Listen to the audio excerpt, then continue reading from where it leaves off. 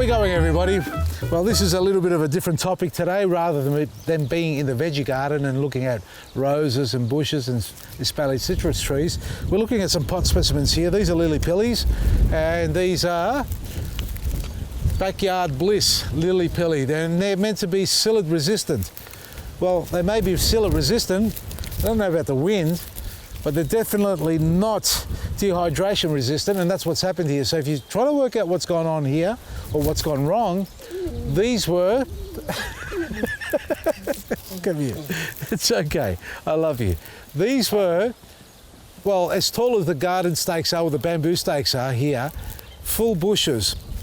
And what's happened was, well, they dehydrated. They were left unwatered for a number of days, if not weeks.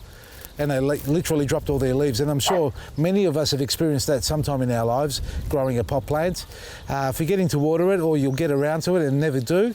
And they dehydrate and they drop their leaves. Now, these are quite resilient, and you'll find many plants, not all, but many plants will be able to tolerate a complete dryness to the point where they drop their leaves off, but it's still green in the stem. And you really need to get on top of that before they die completely. And we tried this with these ones, and obviously you can see what's happening here. We've got 3 specimens. This one's only kicking off, this one's kicked off halfway, and this one's actually recovering pretty well from whatever branches we got on top of there. So how do you treat a plant that's dehydrated completely to the point where it looks dead? And how do you try to bring it back to life if there is any life or signs of any life in it? So to establish whether it's still alive or not, first you've got to do the scratch test. And that is looking along the stem, and you can see all here, if you can't recognize a dead or diseased or damaged piece of wood, well, you can snap it and it'll crack like that and be completely dry inside. There's no lime green color, there's no moisture at all, so that is completely dry. So rather than snapping all the branches all the way down, get your fingernail and scratch along the side of the stem. And this is what you do. The first thing you do is scratch. You should see a little bit of life inside if it's still got moisture running through it. There's no life, and there's brown color underneath there, so it's quite dehydrated up there. So, and if it's dry like that up there, you work your way down and keep scratching until you can find a point where it is alive. See that? It's completely dead. I can't even pull the outer skin off that, but we have got life down here. So let's see if there's any life in this section just above. There isn't, it's quite dry. So that's dead. And down here, there we are. That's where the sap's flowing still. So the plant's actually died from the tip, and that's what happens. They'll die from the most outer parts of the plant and work its way back down if you make no changes into trying to resurrect the plant. So we've got green there. Let's go a little bit higher. It's still green there, and it's dead right there. So you can see where it's still throwing sap, and there's none there. So what do you do then? Well, we remove all the stakes and the labels and everything. Take the bamboo off, and then you get your secateurs and start working your way back. Now, I did this already, I don't know how many months ago. I cut these back at the top here. They were meant to be green all the way there, and they were. That's why I stopped at this point here. Problem is that I forgot to water them. And that's what happens. So we're going to cut back down, and I'm using the Lowe's number 1. Lily pilly, quite a hard wood when it dehydrates like that. Look, bone dry in the middle. It's not going to survive, it's dead. You can use that as kindling for the fire or the barbecue. Lowe's number 1, one of the best secateurs or pruners, anvil pruners you'll ever get in the market.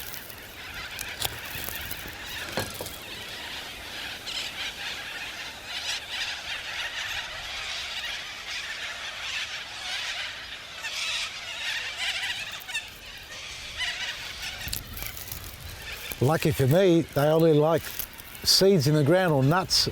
They don't like fruit. And we work our way back down here, folks. So what I've been doing here is now I'm going to cut it all the way down to this growth down here, because we have got life. And and when you do cut back down, don't cut right where it's dehydrated. So let's go right at this point here to see what's going on. Now this is a Lowe's number 1, and they're meant to be tough as nails, cut through some of the hardest wood. Here we go. I want to show you something. This is your typical bypass secateurs. You saw how I struggled to cut this. Just a side note, right? One hand, oh, that's hard. And I got through it. Okay, let's try it with a bypass. You gotta be, that's not gonna happen. So if you're looking for a good pruner, load number 1 and number 5 for the smaller hand. So back to here. Now I've cut it right down to there. We've got a little bit of sap flowing. You can see a little bit of lime green in there, but the middle of the timber is actually dry. So we're going to work down below that, and don't cut it completely flat because you don't want moisture sitting on there. That can cause problems and a bit more dieback as well. So you want to cut it on a slight angle. Now all this new growth that's coming through here is going to bush up.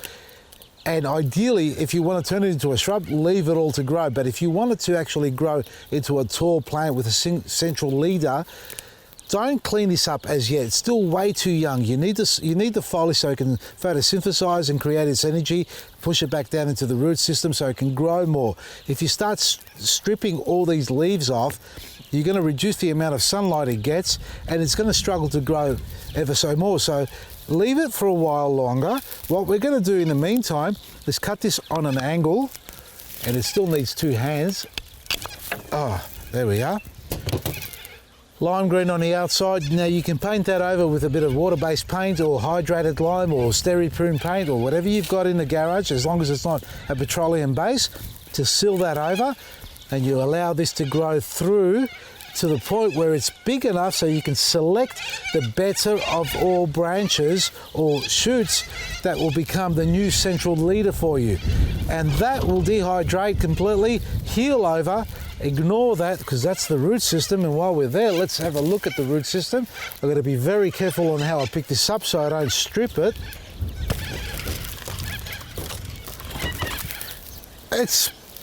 You can say it's almost pot bound, and you can see it's actually trying to push new roots out. See all that new growth coming through? That's because of the foliage. We've got foliage coming on, it's actually pushing on new growth. This needs to be repotted. You can try and tease it all out. That is quite root bound. So that's got to go in a larger pot, top dress with planting mix and a little bit of fertilizer. I'm going to use our superfood, and that should be good. You can cover that over because that's now been exposed. It's hardened off that little bit of root there. So I wouldn't worry about that too much, but you can bury it if you don't like things like that happening. So let's come to this one here. This one here is obviously a lot taller as far as the new growth is coming through. It's a lot higher, I should say. And what we're going to do with this one as well is prune it right back. And that's a good side shoot there. So when you cut back to a nice good side shoot, again, same angle as we always talk about, which means on a slight angle away in the same direction that it's growing, that you cut. That was a lot easier, so it's not as dehydrated. That will resurrect itself, and I'm excited about the fact that it will. But what I'm more excited about is that this one is actually kicked on really well. But what you notice here is a little bit of dead wood in between. See all these little twigs here? All that stuff there? Even this twig there, that's dead. That one there, it's dead.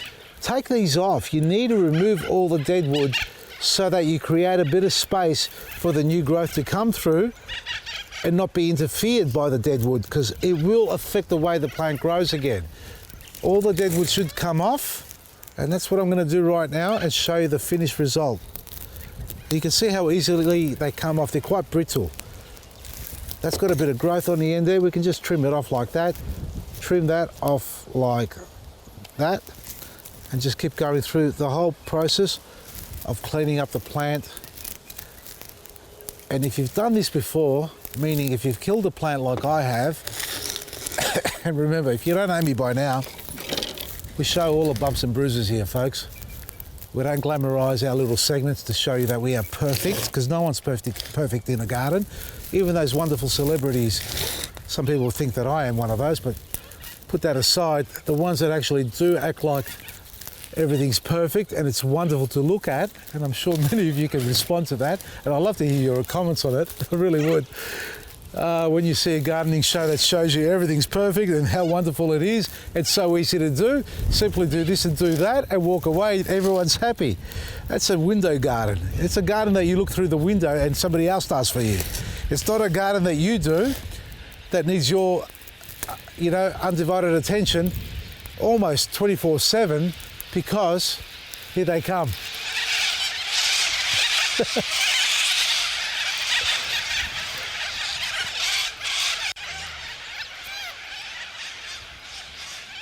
There's thousands of them. Oh, bugger, it's the season for them. So they do fly over at 6:30 in the morning and about 7:30 at night. So you know what time it is that we're filming, folks. Now back to the topic here. If you find a TV show that you love watching because it's always perfect, well, it's a it's a reality check.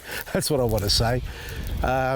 It doesn't happen. It really doesn't happen. And at the end of the day, it's great to have a perfect garden, but somebody else is doing it for you, unless you are retired and you've got all the time in the world to be able to sit out there in the garden and spend hours on end looking after it. It's no easy feat to be able to have a perfect garden, folks. Even my garden here, I can't keep on top of it. I tried to. So much work happening all the time. So back to the topic. That was my little whinge. Look after your plants. If you've got a dying plant like this one here, prune it back, get rid of all the dead, disease, damaged wood so you don't have any more dieback, because if you leave it on there, chances are it will work its way back down. If you manage to bring it and resurrect it back to life, like I have with these ones here, it's time to repot, because they are pot bound, and I guarantee you they won't be absorbing the moisture the way you think they are. Have a look at this. Dry spots, wet spots, so it hasn't soaked all the way through.